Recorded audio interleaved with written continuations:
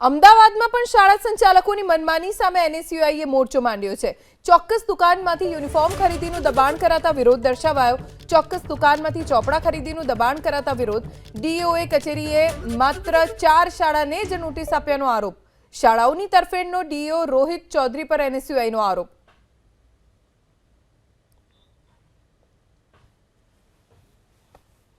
અમદાવાદની ખાનગી શાળાઓ એક જ જગ્યાથી યુનિફોર્મ, એક જ જગ્યાથી ચોપડા અને નોટબુક માટે દબાણ કરવામાં આવે છે।